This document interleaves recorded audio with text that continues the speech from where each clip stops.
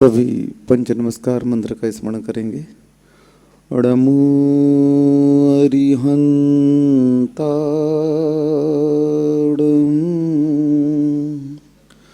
नमो सिद्धाणं, नमो आयर्याणं,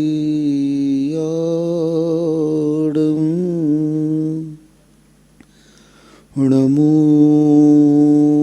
वज्रायाणं,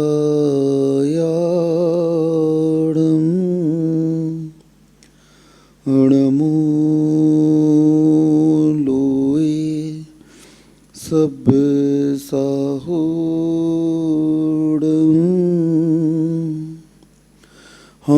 नित्य घटती आयु है पर पाप मति घटती नहीं, आई बुढ़ोती पर विषय से कामना हटती नहीं। मैं यत्न करता हूँ दवा में, धर्म में करता नहीं, दुर्मोह महिमा से ग्रसित हूँ, नाथ बच सकता नहीं। जय बोले खिराट श्री कुंडलपुर के बड़े बाबा की जय। मूल नायक एक खिराट श्री आदिनाथ भगवान की जय। परम पूज्य संत शिरोमणि आचार्य भगवान श्री विद्यासागर जी महामुनिराज की जय। परम पूज्य निर्यापक श्रमण मुनि श्री सुधासागर जी महाराज की जय। आप लोगों ने कल सुना कि इस आत्मा को अपनी गलती स्वीकार करनी ही पड़ेगी। जब तक हम अपनी गलती को स्वीकार नहीं करते हैं तब तक हमारा विकास हो नहीं सकता है। आपको अपनी गलती सुधार करने का कर्म ने एक और मौका दिया है, प्रकृति ने एक और मौका दिया है कि आपको इस उत्तम पर्याय और उत्तम कुल में जन्म दे करके, अगर हम इस उत्तम कुल उत्तम पर्याय को पाकर के अपनी उस आत्मा के विकास के बारे में नहीं सोचते हैं तो समझ लेना हमारा यह पर्याय प्राप्त करना बिल्कुल व्यर्थ चला गया। इस नरभव को पाना व्यर्थ चला गया। हाँ, क्योंकि अगर हम इस मनुष्य पर्याय को प्राप्त करके उस आत्मकल्याण की ओर दृष्टिपात नहीं करते हैं, उस ओर आगे नहीं बढ़ते हैं, तो वह नर त्रियंच के समान है।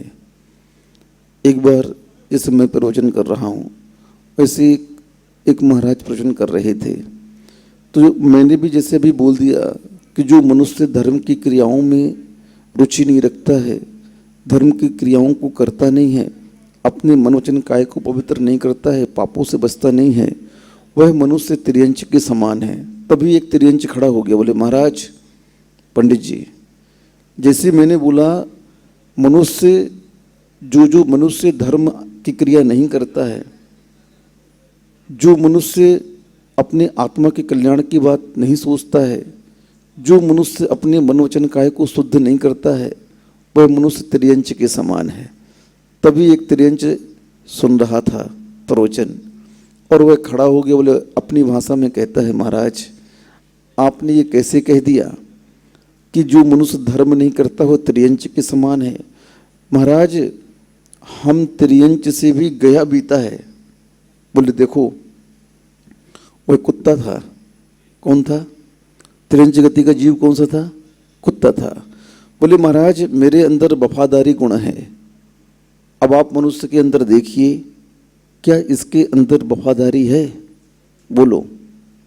नहीं महाराज, इसके अंदर कोई वफादारी नहीं है। मनुष्य ऐसा निकृष्ट जीव है जो समय आने पर अपने भाई, अपने माँ बाप, अपनी पत्नी, अपने बच्ची को भी मार सकता है। वो इतना स्वार्थी है, कुछ पूछो नहीं। हाँ, संसार में इससे निकृष्ट जीव कोई नहीं है अगर देखा जाए तो।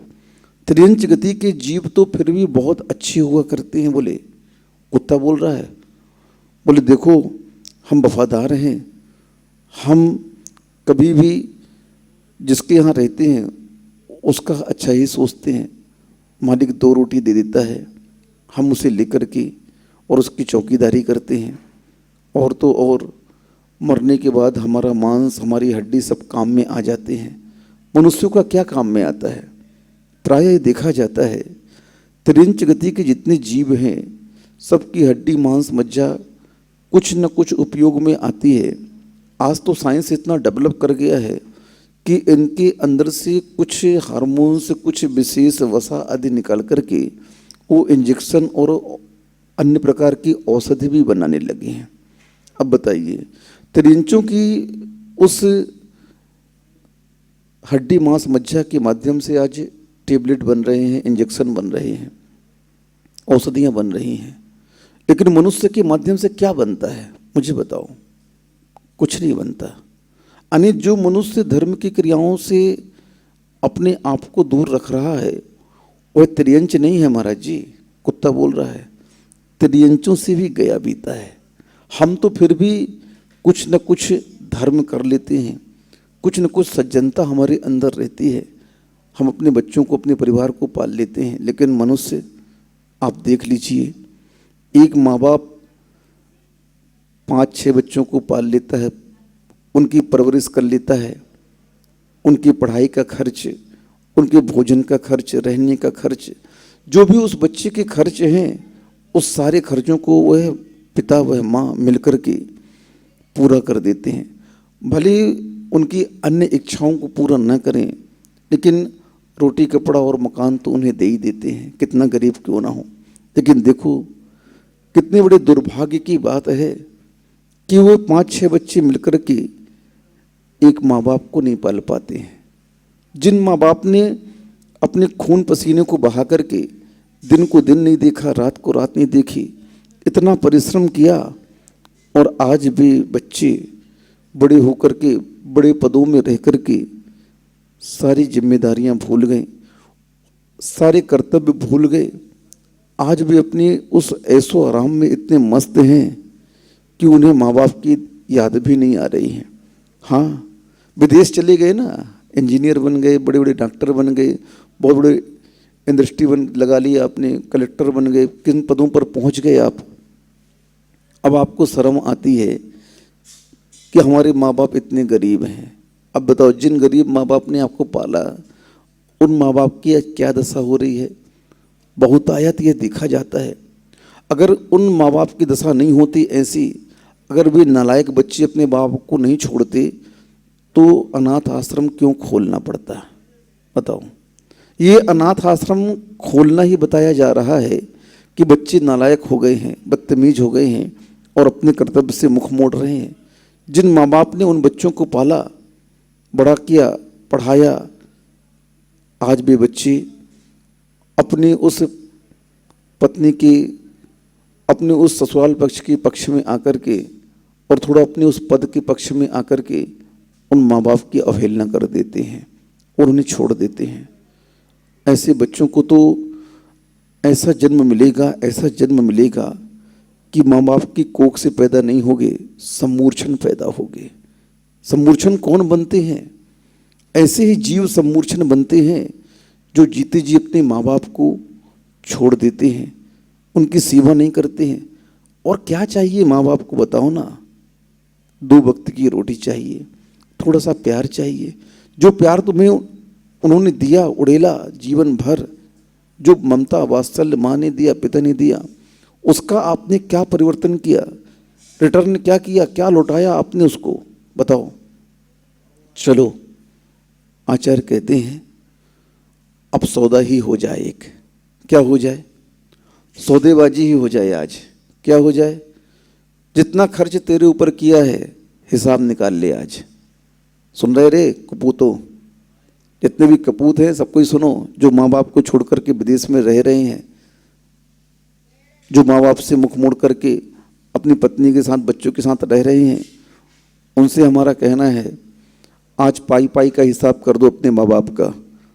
तुम खूब कमा रहे हो, तुम खूब धन को जोड़ रहे हो, तुम खूब ऐसो आराम की ज़िंदगी कर रहे हो, लेकिन माँ बाप ने जो कर्तव्य किया, चलो दिन भर पाला, आपको पोसा, पढ़ाया, 15-16 साल तक, 20 साल तक जो आपके ज़रूरतों को पूरा किया है, उसका खर्च लगा लो, हिसाब कर लो। आज प्रतिदिन का 500 भी मानते हो तो साल का कितना हो गया बताओ? 18, 1,80,000 कितना हो गया?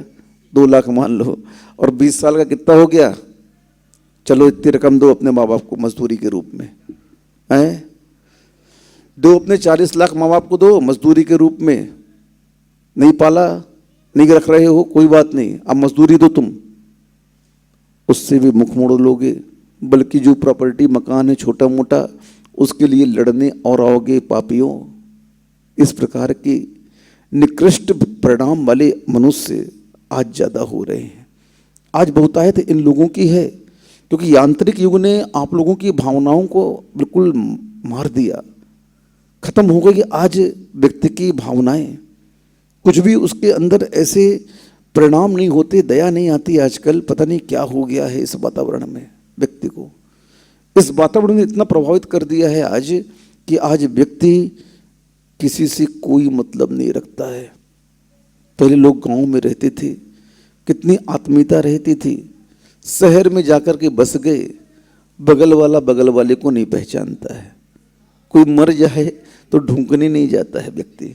ये हो गई है आज मनुष्य की, क्या कहें, स्वभाव हो गया है। ये मनुष्य की आज विकृति हो गई है, उसकी प्रकृति बदल गई है, उसके संस्कार नष्ट हो गए हैं। आज ऐसा वातावरण पूरे भारत में देखा जाता है। जो अतिथियों की सेवा करते थे, भारतीयों की नहीं, जो विदेशों से आते थे उनको अतिथि कहते थे। हमारे यहाँ एक गांव से दूसरे गांव चले जाओ और परिचय बता दो तो बड़ी आओ सत्कार, हाँ व्रती हो तो और ज़्यादा आओ सत्कार, आओ भाई आओ। हम लोग छोटे थे, दादी बोलती थी घर में जब थे, जाओ मंदिर में कोई नया व्यक्ति दिखे तो घर ले आना भोजन करने के लिए। क्या कहते थे? मंदिर में अगर कोई व्यक्ति मिले जो आपको नहीं जानता, जिसे आप नहीं जानते, उसे घर लेकर के आ जाओ। क्या करो? भोजन कराओ उसको। ये थी पहले के लोगों की भावना। आज से 50 साल पहले की बात बता रहा हूँ मैं, 40 साल पहले की बात। ये लोगों के मन में परिणाम थे कि हमारे नगर में, हमारे मंदिर में कोई अनजान व्यक्ति आता है। यहाँ तक कि गंधर्व आते थे, ढोलक बजाने वाले, वो बजाते थे, पैसे लेकर के जाते थे, उनको तक भोजन के लिए बुलाया जाता था। बाहर से लोग आते थे, गांव के लोग अगर रुक गए रात को तो उनको भोजन बनाने के लिए अलग से सामान दे दिया जाता था कि लो भाई आप रात रुक गए हो तो अपने हिसाब से अपना बना लो, और नहीं बनाना है तो हम बना के दे देते हैं। ये परिणाम लोगों के हुआ करते थे।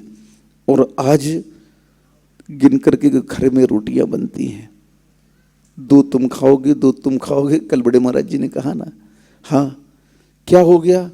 और पहले तो ऐसा बनता था कि अतिथियों के लिए अलग संविभाग किया जाता था।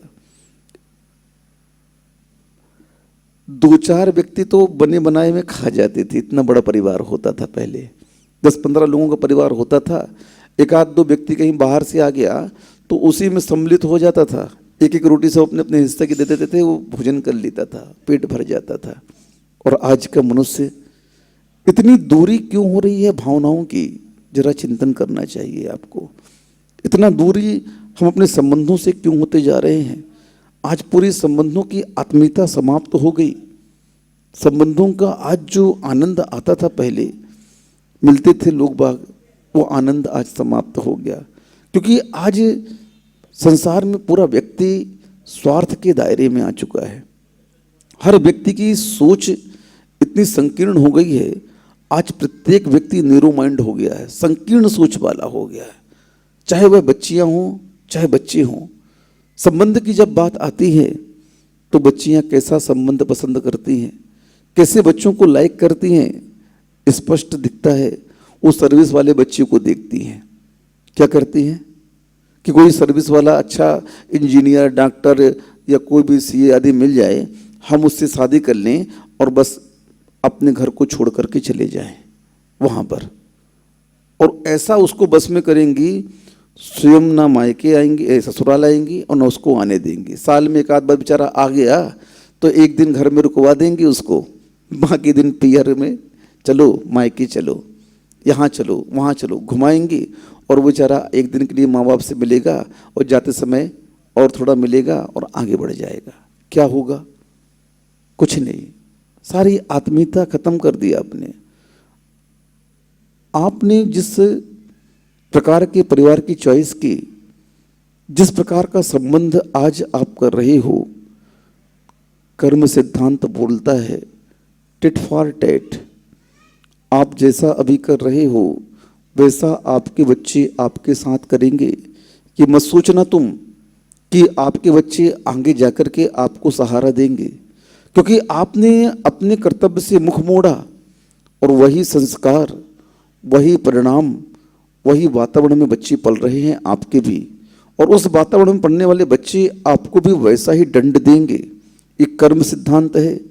आपका बुढ़ापा रोते रोते गुजरेगा। संसार में सबका श्राप ले लेना, लेकिन माँ बाप का श्राप कभी नहीं लेना। संसार के सब श्राप माँ बाप के श्राप के सामने बहुत बड़ा होता है। संसार के श्रापों को तो भगवान की एक भक्ति मिटा सकती है, एक पूजन मिटा सकती है, एक शांति धारा मिटा सकती है, गुरुदेव का एक आशीर्वाद मिटा सकता है संसार के श्राप को। लेकिन माँ बाप के श्राप को मिटाने की शक्ति धर्म के पास में नहीं है, महाराज के आशीर्वाद में नहीं है, शांति धारा में नहीं है। क्योंकि आपने किससे पंगा लिया? जो भगवान तुल्य है। माता पिता को भगवान के समान कहा गया है। जिसमें जन्म दिया, जिसने पाला पोसा, आपको जीवन दिया, वो भगवान है आपका। और उस भगवान की आप अवहेलना कर रहे हो। बताओ परिणाम क्या होगा? ये निकृष्ट परिणाम के साथ अगर जियोगे, ये आपका स्वभाव बनेगा। आप अपने कर्तव्य से च्युत होगे, उन माँ बाप को वेदना होगी, दुख दोगे, तो कर्म सिद्धांत तुम्हें भी छोड़ेगा नहीं। भले कुछ दिन के लिए आपका पुण्य कर्म आपके साथ में है, लेकिन उस पुण्य कर्म का आप कब तक सेवन करोगे? एक न एक दिन तो आपके परिणामों के माध्यम से पुण्य नष्ट हो जाएगा और फिर साम्राज्य होगा उस पाप कर्म का। फिर वह पाप कर्म आपको ऐसे ऐसे नाच नचाएगा कठपुतली की कि तुम जीवन में तड़प जाओगे मछली के जैसे। फिर तुम याचना करोगे गुरु के सामने, भगवान के सामने। फिर कर्म बोलेगा तू कितना भी याचना कर ले, कितना भी आशीर्वाद ले ले, कितनी भी पूजन अभिषेक कर ले भगवान की, मैं तुझे छोड़ने वाला नहीं, तुझे तो दंड देकर रहूंगा। और कर्म देता है दंड। आज जिन जिन बच्चों ने माँ बाप को छोड़ा, जो बच्चे माँ बाप की अवहेलना कर रहे हैं, उनके जीवन को हमने देखा। कई बच्चे किडनी के पेशेंट हो गए, शुगर के पेशेंट हो गए, हार्ट पेशेंट हो गए, और कम उम्र में ऐसी ऐसी बीमारियां आ गई, कैंसर तक के रोगी हो गए वे। और आज वे अपने कर्म पर रो रहे हैं। कर्म बोलता है रोते रहो बेटा, मुझे कोई मतलब नहीं है, तुझे तो मरना ही है। तूने कर्म ऐसे किए हैं, उस कर्म का परिणाम तो भोगना पड़ेगा।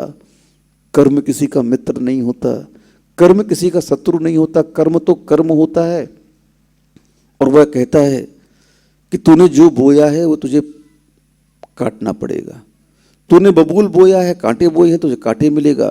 तूने फल बोए हैं, तुझे फल मिलेगा। तूने क्या बोया है तू खुद देख ले, और वैसे ही फसल तेरे जीवन में आएगी आएगी आएगी। कोई भी उस फसल को आने से रोक नहीं सकता है। इसलिए आप लोगों से हमारा ये कहना है कि आप लोग अभी भी संभल जाओ, सुधर जाओ। इस अल्प आयु को लेकर के आप कितना संसार बढ़ा लोगे मुझे बताओ, कितना आप संग्रह कर लोगे। इन संबंधों की अहमियत को समझो, इस कर्तव्य को समझो। मंदिर का धर्म बाद में, परिवार का धर्म पहले कहा गया है। मंदिर में घंटी बाद में बजाना, मंदिर में पूजा बाद में करना, स्वाध्याय बाद में करना, दान बाद में देना। पहले अपने माँ बाप को संभालो। सबसे प्रथम कर्तव्य है उस सम्यक दृष्टि का, अपने परिवार को देखने का।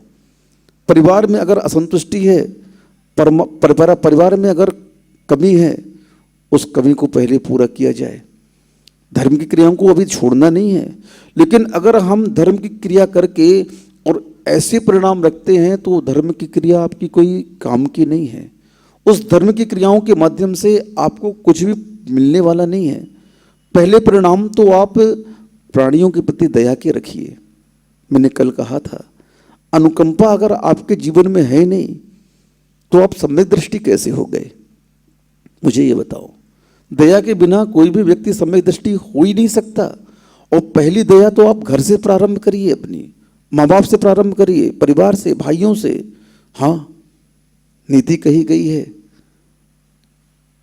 कि तुम संपन्न हो तो सबसे पहले परिवार को संपन्न करो, परिवार संपन्न करने के बाद अपने रिश्तेदारों को संपन्न करो, आसपास जो भी आपके परिचय वाले हैं उनको संपन्न करो।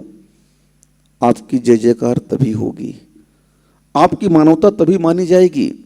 अगर आपके पास में सब कुछ है और आपका भाई भूखा सो रहा है, आपके माता पिता अभाव की जिंदगी व्यतीत कर रहे हैं, आपके रिश्तेदार अभाव की जिंदगी व्यतीत कर रहे हैं, तो आचार्य कहता है तुम्हारे करोड़ों दान देने से कोई ज़्यादा फर्क पड़ने वाला नहीं है। हाँ, पहले तो आप उसे संभालो जो आपका है। हाँ, ये बात अलग है वो पाप से दरिद्र हुआ है, व्यसन से दरिद्र हुआ है, तो उनको अलग रख देना। जो सात्विक हैं, धार्मिक हैं, पापी नहीं है, व्यसनों में लिप्त नहीं है, ऐसे परिवार रिश्तेदार को संभालना चाहिए। और मैं तो बोलता हूँ जो पापी व्यसनी भी हैं उन्हें भी एक बार मौका दिया जाए, उन्हें भी संभाला जाए, उन्हें भी सहयोग किया जाए, क्योंकि दया के पात्र तो वो भी हैं। एक मौका उन्हें भी दिया जाए। संभल जाता है तो ठीक है, नहीं तो फिर उसके हाल पर उसे छोड़ दिया जाए। इस प्रकार की प्रक्रिया सम्यक दृष्टि के अंदर, इस प्रकार के परिणाम उसके अंदर हुआ करते हैं। आप लोग इन परिणामों को अपने अंदर तलाशिए, ढूंढिए, क्या ऐसे परिणाम हमारे अंदर हो रहे हैं? हम संपन्न हैं, हमारा भाई दरिद्र है, व्यसनों के कारण नहीं, पापों के कारण नहीं, कर्म के कारण दरिद्र है। उसको संभालो, उसका सहयोग करो, माँ बाप की सेवा करो। बंधुओं, ये कोई धर्म से कम नहीं है। धर्म की क्रिया का प्रारंभ तो अपने परिवार से होता है। मैं कह रहा हूँ पहले से, अपने परिवार में तुम धर्म की क्रिया नहीं कर रहे हो, माँ बाप की सेवा नहीं कर रहे हो, उनके प्रति दया भाव रख नहीं रहे, तो फिर तुम धर्म क्या कर रहे हो? हम मंदिर में जाकर के पूजन करें और पूजन करने के बाद लौट करके आकर के पाप की क्रियाओं में संलग्न हो जाएं, व्यसनों में लिप्त हो जाएं, तो आचार्य कहते वो धर्म तुम किस लिए कर रहे हो? मुझे बताओ। संसार के कोई भी कार्य व्यक्ति किस लिए करता है? पंडित जी, आप यहाँ पर सर्विस क्यों कर रहे हो? आप यहाँ पर दुकान क्यों खोले हुए हो? आप यात्रा पर क्यों आए हो यहाँ पर? मुझे बताओ। आज 4-5 बसें आई हैं, क्यों आई हैं यात्रा पर? बोलो। लाभ के लिए। किसके लिए? कोई भी व्यक्ति कोई भी कार्य करता है तो लाभ के लिए करता है। बिना लाभ के कोई भी व्यक्ति कोई कार्य नहीं करता है। अब लाभ क्या है मुझे बताओ। आपने धर्म की क्रिया की और माँ बाप की अवहेलना कर दी, परिवार की अवहेलना कर दी, परिणाम क्या होगा बताओ। रावण का क्या हुआ, कंस का क्या हुआ, दुर्योधन का क्या हुआ? इतिहास उठा करके देख लो, इतिहास साक्षी है इन सब बातों का। हाँ, सब बातों का साक्षी है इतिहास। ऐसे निकृष्ट पर्यायों में गए भी जीव कुछ पूछो नहीं। हाँ, हम अल्प आयु को लेकर के इस दुर्लभ उच्च कुल को प्राप्त करने के उपरांत अगर अपने परिणामों की सहज संभाल नहीं करते हैं तो आचार्य कहते हैं आप निकृष्ट हो। वह कुत्ता बोलता है कि मैं कैसे निकृष्ट हूं, आपने मेरी तुलना मनुष्य से कैसे कर दी बताओ। मुझे वकील बना दिया उस कुत्ते ने। बोले महाराज आप मेरा निर्णय करो। आपने उस मनुष्य को तिरंज के समान कह दिया, जो मनुष्य धर्म की क्रियाओं को अनदेखा कर रहा है, जो मनुष्य अपने सट आवश्यक का पालन नहीं करता है, जो मनुष्य अपने कुलाचार का पालन नहीं करता है, उस मनुष्य को तिरंज के समान कह दिया। अरे महाराज तिरंज तो उससे अच्छा है। हम किसी से मांगते नहीं, हम किसी के यहाँ चोरी नहीं करते, हम किसी के प्रति भाव खराब नहीं करते, वफादारी हमारा गुण है। हम थोड़ा सा खा करके तुम्हारी वफादारी करते हैं, चौकीदारी करते हैं, बहुत सारे क्रियाएं हम आपके लिए कर रहे हैं, और मनुष्य की तुलना आप हमसे क्यों कर रहे हो? मनुष्य तो हमसे भी निकृष्ट है परिणामों में, क्रियाओं में। आप देख लो, हमारी तो बहुत सारे अवयव काम में आ जाते हैं औषधि के रूप में। यहाँ तक कि आप लोग हमारे खाल से वस्त्र बना लेते हो, जूते बना लेते हो, बहुत सारी डिज़ाइनें घर में रख लेते हो। हड्डियों को आप औषधि के रूप में, मांस को औषधि के रूप में, चर्बी को औषधि के रूप में ले लेते हो, और तो कुछ नहीं तो कम से कम खा तो लेते हो हमें तुम लोग। अब बताओ, हमारा प्रत्येक अवयव काम में आया, तुम्हारा क्या काम में आया? एक भी अवयव मनुष्य का काम में नहीं आ रहा है। हाँ, हम तो उस अधर्मी मनुष्य से भी अच्छे हैं महाराज। हाँ, आप स्वयं इतिहास उठा करके देख लीजिए महाराज। कुत्ता बोल रहा मुझसे, क्या बोल रहा है? कुत्ता ने मुझे वकील बना दिया। बोले महाराज आप स्वयं इतिहास उठा करके देख लीजिए कि आज तक जितने मनुष्यों ने मनुष्य को मारा है, उतना कुत्ते ने कुत्ते को नहीं मारा है। हाँ, चाहे रामायण का युद्ध देख लो, चाहे महाभारत का युद्ध देख लो, चाहे कलिंग का युद्ध देख लो, चाहे हल्दी घाटी का युद्ध देख लो, इतिहास में जितने भी युद्ध हुए हैं उन सभी युद्धों को उठा करके देख लो कि उन युद्धों में मनुष्य ने कितने मनुष्य को मारा है। क्यों जैन साहब, बात सही है कि नहीं है? क्या शेर ने कभी इतने शेरों को मारा? क्या कुत्ते ने इतने कुत्तों को मारा? जो भी तिरंच गति के जीव हैं उनने कभी अपनी जाति के लोगों को इतना नहीं मारा जितना मनुष्य ने अपनी जाति के लोगों को मारा है।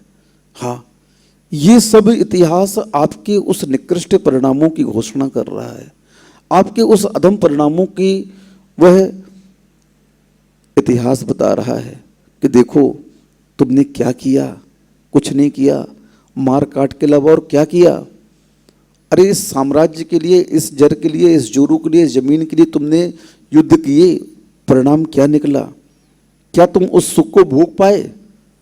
सिकंदर जब भारत पर आक्रमण करने आया तो उसका सामना एक जैन मुनि से हो गया, कल्याण मुनि से।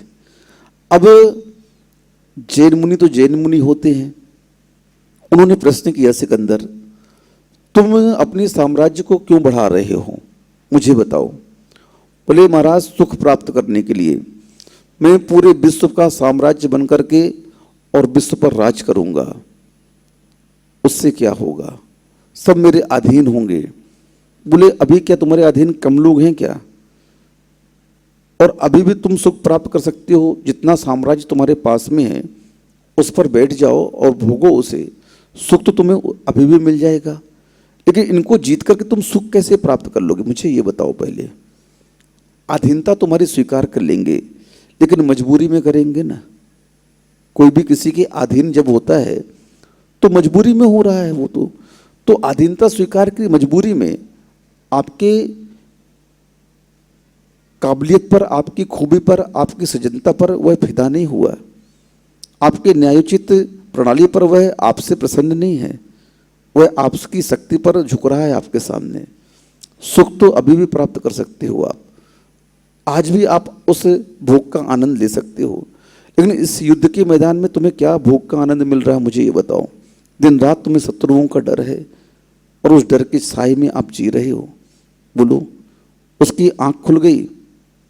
ओहो, मेरे गुरु ने ठीक कहा था, अरस्तु उनके गुरु थे, कि तुम्हारी सामना अगर दिगंबर साधु से हो जाए तो तुम उन्हें यूनान लेकर के आना। वो यूनान तो उन्हें ले नहीं जा पाया और वही 26 साल की उम्र में उस सिकंदर की मृत्यु हो गई। क्या हो गई? विश्व सम्राट बनने का ख्वाब लेकर के जो यहाँ आया था वह धूल में समा गया, मिट्टी में मिल गया। रत्न खजाने, हाथी घोड़े, प्यादे, सैनिक सब उसके साथ में है। वो बोलता है अपने वैद्य से, लुकमान हकीम उनके वैद्य थे, बोले मुझे अपनी माँ के दर्शन करा दो एक बार, मुझे पूरा साम्राज्य ले लो, मेरी संपत्ति ले लो। बोले महाराज असंभव है, आपका असाध्य रोग इतना बढ़ चुका है कि आप अब एक पल का भी भरोसा नहीं है कि आपकी मृत्यु कब हो जाए। और रही बात संपत्ति की, खजाने की, ये जो रखे हुए हैं ना महाराज, ये आप बुद्धिपूर्वक छोड़ो ना छोड़ो, ये तो आपके वैसे ही छूटने वाले हैं। क्या होने वाले हैं? छोटे वाले हैं। तो आप छोड़ो चाहे नहीं छोड़ो, संसार के साम्राज्य का पद तुम छोड़ो चाहे नहीं छोड़ो, ये तो अपने आप मृत्यु आपको छुड़वा देगी। क्या करेगी? और छूट गया, सारा खजाना यहीं रहा। उसने खुद बोला अंत समय में कि जब मेरा जनाजा निकालना तो मेरे दोनों हाथ जनाजे के बाहर रखना। बोले इससे क्या होगा? बोले दुनिया वालों को एक सीख मिलेगी, एक सबक मिलेगा कि जब व्यक्ति इस संसार में आता है तो मुट्ठी बांध के आता है, और जब इस संसार से जाता है तो हाथ फैलाया जाता है। ये सबक इस संसार को मिलेगा। इन बेवकूफ़ों को, इन नालायकों को कम से कम इतना ज्ञान तो हो जाएगा। मैं भी जिंदगी भर नालायक बेवकूफ़ बना रहा, मूर्ख बना रहा, मुझे ज्ञान नहीं हुआ। लेकिन अब मुझे ये भास हो चुका है, दिगंबर साधु के उपदेश से, उनके दर्शन से मुझे ये लाभ हो चुका है।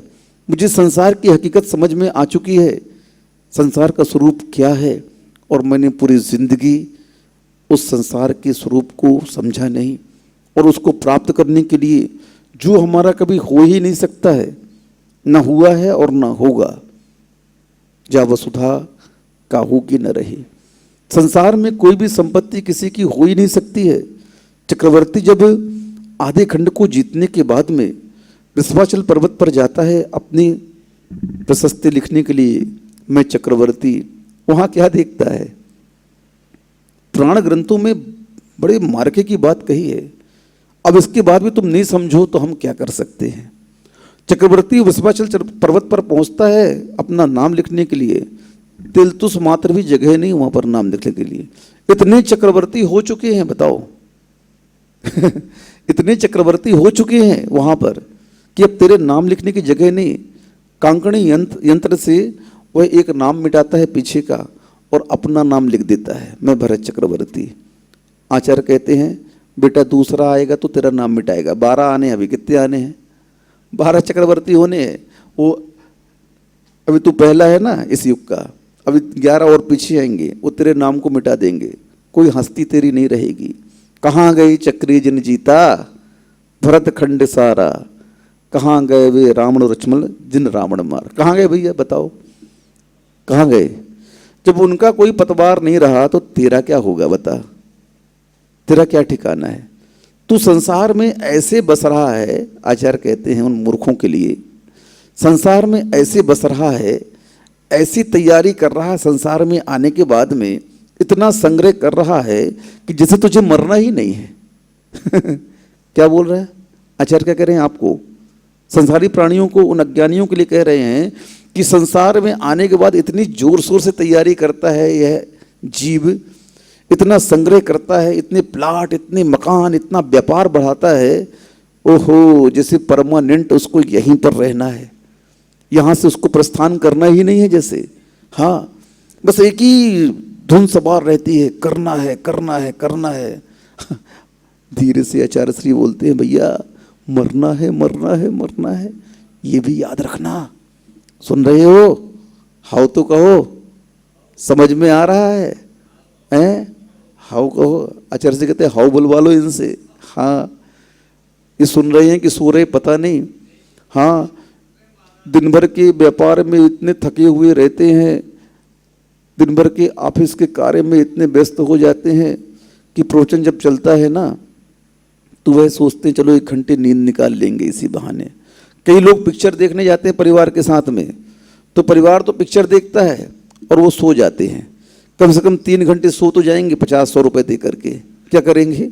एसी में। हाँ, वो सो जाते हैं, अपने आपको रेस्ट देते हैं, क्योंकि वहाँ बाहर रेस्ट मिलता नहीं उनको।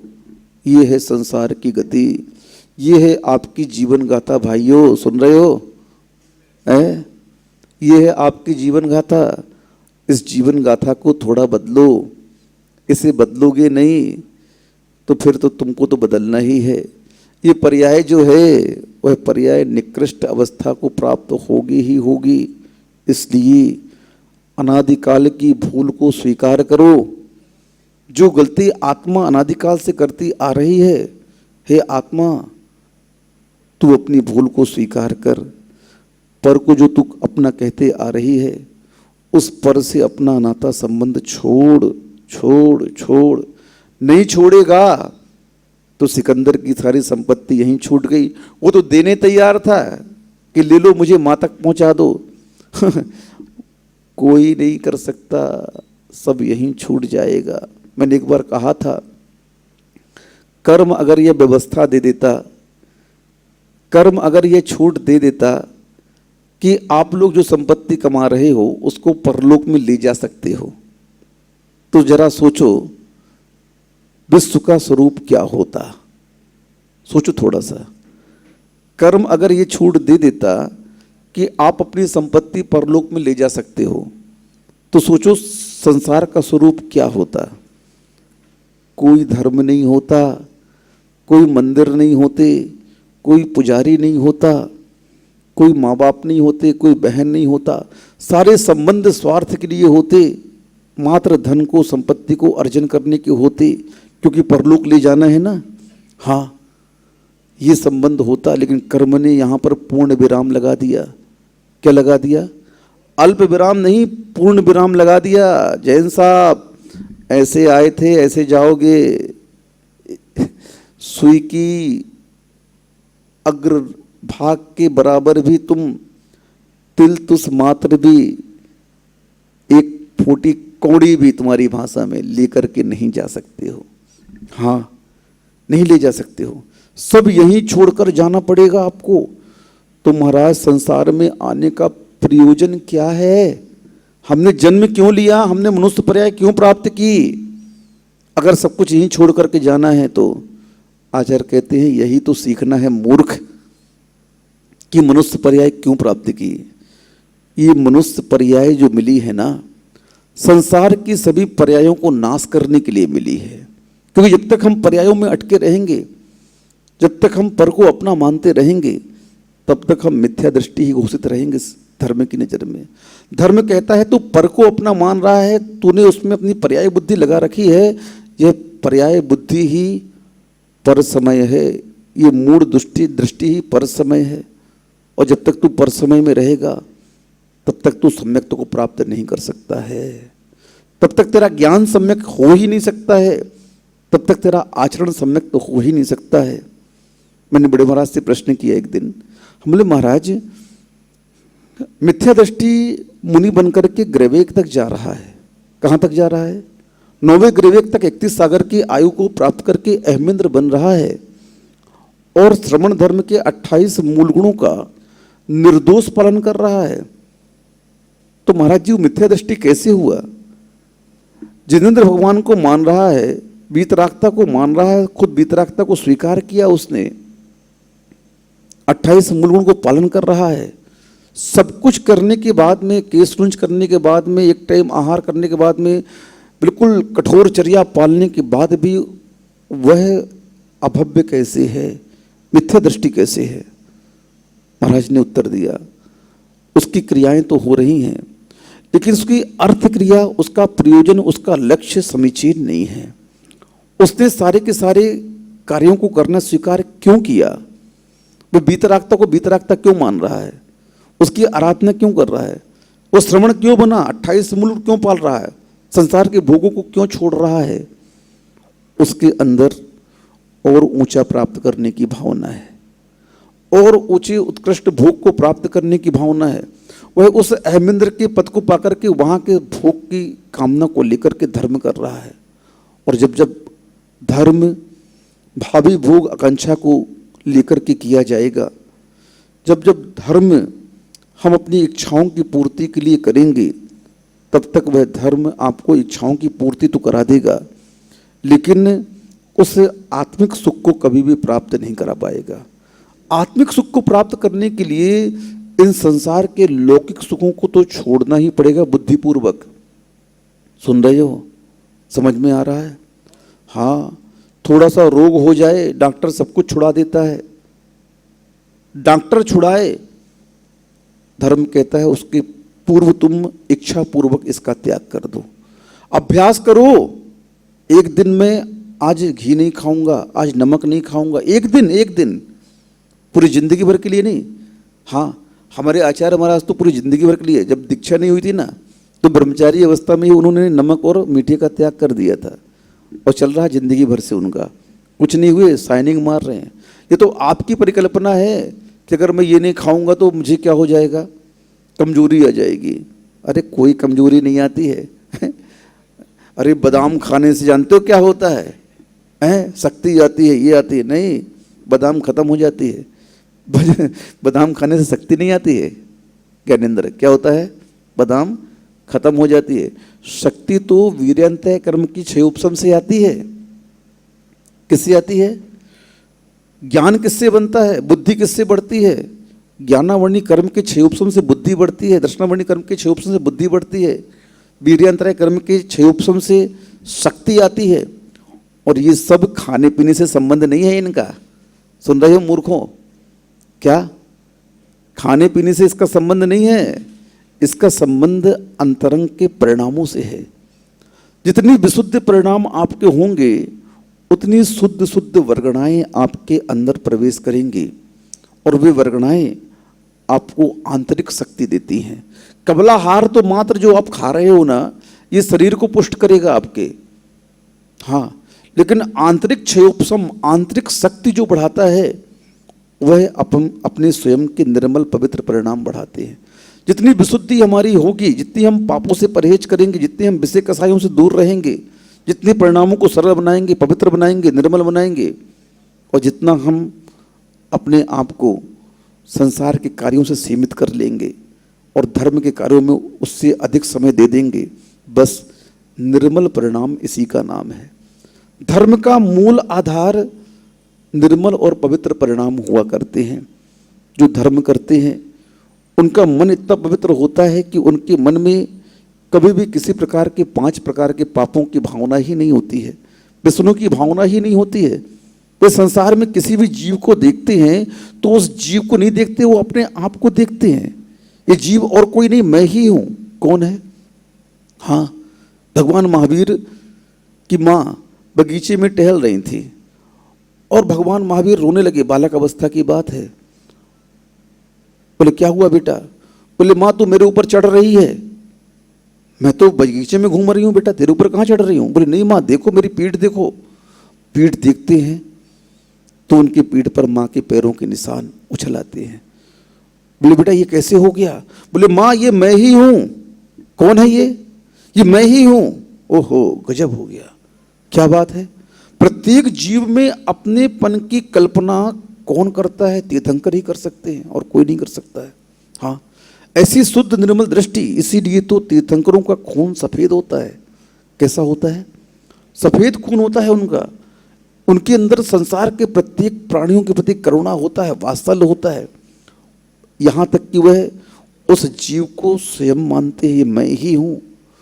जब आपकी दृष्टि में संसार के सभी प्राणियों के प्रति ये भावना आ जाएगी कि जो आत्मा मेरे अंदर है वह आत्मा इस जीव के अंदर भी है, फिर उस इंसान को तुम कभी भी, उस जीव को तुम कभी भी, चाहे वह एक इंद्रिय हो, चाहे त्रसत हो, चाहे संगी हो, चाहे कोई भी हो, वह जीव किसी भी संप्रदाय का हो।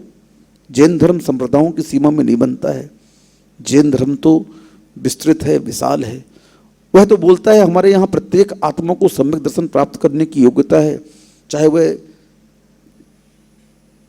भील हो, चाहे वह कसाई हो, चाहे वह कोई भी हो, अगर उसने अपने अंदर चांडाल तक को सम्यक दृष्टि कह दिया। हमारे यहाँ त्रिंच गति का जीव हो, चाहे नरक गति का जीव हो, चाहे देव गति का जीव हो, संगी पंचेंद्रिय अगर वह है तो वह किसी भी संप्रदाय का हो, किसी भी योनि का हो, उसके अंदर सम्यक दर्शन को प्राप्त करने की योग्यता है। अब बताओ इतना विस्तृत विचार वाला धर्म और कौन हो सकता है संसार में।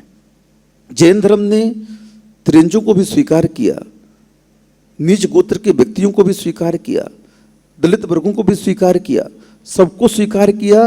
जैन धर्म बोलता है जैनियों मैं तुम्हारा नहीं हूं। जैन धर्म किसका है? जो अपना ले उसका है। जैन धर्म नहीं, एक सिद्धांत है, एक प्रिंसिपल है, एक आदर्श है। और इस सिद्धांत को, इस प्रिंसिपल को जो कोई भी अपनाएगा वह उसका हो जाएगा। अब बताओ, अब ये क्रिया हमें करनी चाहिए। अपने जीवन में अपनानी चाहिए। हाँ, लेकिन हमारा दृष्टिकोण बहुत संकुचित होता जा रहा है, बहुत सीमित होता जा रहा है, बहुत सीमित। और उसका परिणाम क्या हो रहा है? हम कुछ भी हासिल नहीं कर पा रहे हैं। न संसार के पदार्थ भोग हमें मिल पा रहे हैं, न हम संपत्ति इकट्ठी कर पा रहे हैं। बस मात्र तृष्णा का भाव करके, आसक्ति रूप परिणाम करके उनके प्रति हम मात्र पापों का बंध कर पाते हैं। क्या कर पाते हैं? मात्र पापों का आश्रय हो पाता है, न संपत्ति मिल पाती है, उस धोबी के कुत्ते की जैसी स्थिति हो जाती है, न घर के न घाट के, न धर्म के रहे न संसार के रहे। दोनों क्रियाओं को तुम अपने जीवन में कर ही नहीं पाए। बताओ क्या हो गया? कुछ नहीं हुआ। न तुम अच्छे बन पाए, न धर्म कर पाए, और बुरे तो पहले से भी थे और अब भी रहे आए। क्या था? बुरे तो पहले भी थे और अब भी बुरे के बुरे ही मर गए तुम जीवन में। कभी भी अपने जीवन में अच्छाई को अपना नहीं पाए। बताओ, उस ग्रवे की आयु प्राप्त करके वह लक्ष्य क्या बनाया उस मुनि ने? भावी भोग बनाया और कुछ नहीं बनाया। इसलिए वह अभव्य है, मिथ्या दृष्टि है। वह भले ही कितना धर्म कर ले, मुनि बन गया, 2 तप कर लिए उसने, और उस ग्रवे की आयु को प्राप्त भी कर लिया। धर्म ने उसे वह दिला भी दिया, जाओ 31 सागर तक तुम अहमिंद्र के पद के भोग को भोगो। लेकिन परिणाम क्या होगा? वहां से च्युत होकर के, वहां से आयु पूर्ण करके तुम निगोज जाओगे। कहाँ जाओगे? निगोज जाओगे, और वहां के दुख तुम्हें सहने पड़ेंगे। इस संसार के जितने भी निकृष्ट पर्याय हैं, उन पर्यायों में परिभ्रमण करना ही पड़ेगा तुम्हें, क्योंकि तुम्हारा लक्ष्य क्या है? हम धर्म की क्रियाओं को करते हुए लक्ष्य क्या स्थापित किया उसने? भावी भोग आकांक्षा। और हम भी अगर यही करते रहे, भावी भोग आकांक्षा को अपनी दृष्टि में रखते रहे और धर्म की क्रियाओं को करते रहे, आचार्य कहते हैं क्रियाओं का फल तो मिल जाएगा, लेकिन जो मूल लक्ष्य आत्मा का कल्याण है, उस सिद्ध अवस्था को प्राप्त करना है, अगर इसको तुमने इग्नोर किया, अनदेखा किया, तो फिर जीवन में भी इस आत्मा का कल्याण होने वाला नहीं है। इसलिए ये जो दुर्लभ पर्याय मिली है, इसकी दुर्लभता समझिए। आप चिंतन करिए थोड़ा सा कि आप मनुष्य क्यों बन गए, आपको उच्च कुल क्यों मिल गया, आपको बुद्धि अच्छी क्यों मिल गई, संपन्नता क्यों मिल गई। अरे भैया, थोड़ी सी बुद्धि अगर हिल जाए, एक तार नस यहाँ की खसक जाए थोड़ा सा, फिर देखो क्या होता है। क्या होता है पंडित जी? अच्छा भला व्यक्ति, अरे भैया कल तो अच्छा था, ये क्या हो गया? एक्सीडेंट हुआ, इसकी नस दब गई। हाँ, अभी यहाँ चौंका लग रहा है एक बांसवाड़ा का, वहाँ का एक लड़का आया, एक्सीडेंट हो गया। इतना सुंदर लड़का था, कुछ पूछो नहीं, बहुत सुंदर लड़का था, लेकिन कर्म का उदय ऐसा हुआ, एक्सीडेंट हुआ उसके जीवन में, पूरा कोमा में चला गया। बड़ी मुश्किल से महाराज के आशीर्वाद से, धर्म के प्रभाव से आज वो चल पा रहा है, लेकिन पूरी तरह से बोल नहीं पा रहा है। अभी भी खड़ा होता तो कंपन होता, हिलता है। अब बताओ कौन सी ऐसी नस दब गई उसकी, सारा स्ट्रक्चर हिलने लगा। पार्किंसन रोग होता है एक, पार्किंसन रोग में पूरा शरीर अपने आप हिलता है। बताओ, और बताते हैं कोई नस होती है, वो नस क्या होती है? दब जाती है। हाँ, अने इस शरीर में नसों का जाल है। वो कर्म का उदय कब एक नस के रूप में आए और उस नस को दबा दे, तो कहीं दिखना बंद हो जाता है, कहीं बोलना बंद हो जाता है। हाँ, केकड़ी में एक श्रावक है, उसकी पता नहीं क्या होता है, अपने आप उसकी आवाज़ चली जाती है, बोलना बंद हो जाता है। आता है, महाराज क्या करें, बहुत पीड़ित होता है अंदर से, कर्म का उदय देख करके मैं दंग रह जाता हूँ। किन किन रूपों में कर्म अपना फल देने के लिए आता है समझ में नहीं आता है।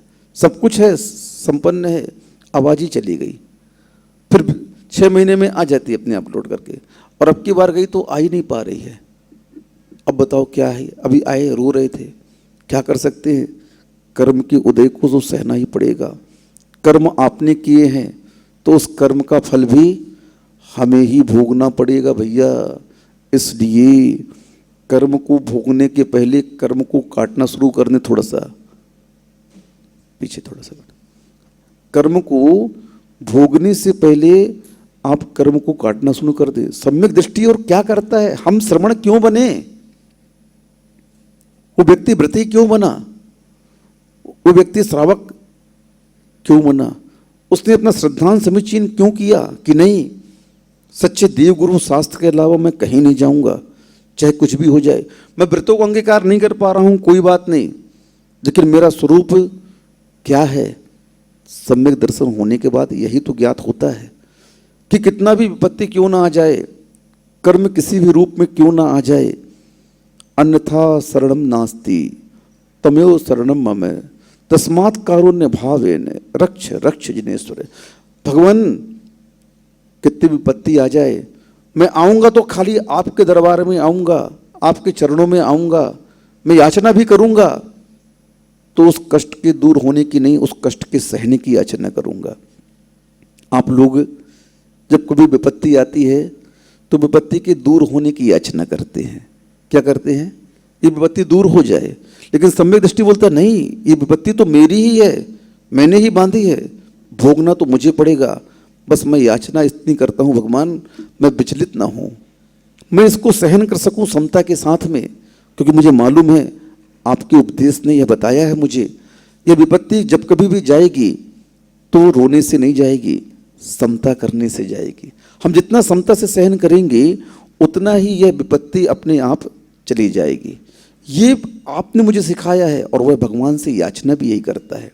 इसलिए हमें भी अपने जीवन में इस बात का ध्यान रखना है कि जीवन में जो पर्याय मिली है, जो कुल मिला है, उस कुल के कुलाचार को हम अंत तक पालन करेंगे। नमोस्तु स्वामी जी। उस कुल की परंपरा को हम कभी भी छोड़ेंगे नहीं, चाहे कितने भी विपत्ति आ जाए। इसलिए धर्म की शुरुआत अपने परिणामों को बदलने से करें, धर्म की शुरुआत अपने माँ बाप की सेवा से करें, धर्म की शुरुआत अपने कुटुंबीजनों को सुख देने से करें, और उसके साथ साथ उस वीतराग धर्म की शरण जो मिली है उनकी आराधना करने से करें। किसी की अवहेलना करने के परिणाम हमारे जीवन में नहीं आने चाहिए। धर्म इसका नाम है। सम्यक दृष्टि कभी किसी की अवहेलना नहीं करता, कभी किसी की निंदा नहीं करता, कभी किसी का बुरा नहीं सोचता है। हमें भी यह गुण अपने जीवन में उद्घाटित करना चाहिए। प्रतिपल हमें देखना चाहिए क्या ये हमारे गुण हमारे अंदर आ रहे हैं कि नहीं आ रहे हैं। दया के भाव हमारे अंदर आ रहे हैं, वो दया के भाव परिवार से शुरू करो। कहाँ से शुरू करो? माँ बाप से शुरू करो। इस प्रकार के परिणाम जब हमारे होंगे तभी हम अपने आप को धर्ममय कह सकते हैं, तभी हम ये कह सकते हैं कि धर्म की शुरुआत हो चुकी है, धर्म का उद्घाटन हमारे जीवन में हो चुका है। आप लोग इन भावनाओं को अपने जीवन में विकसित करें। इन्हीं भावना से अहिंसा परमो धर्म की जय। जल्दी जल्दी जल्दी।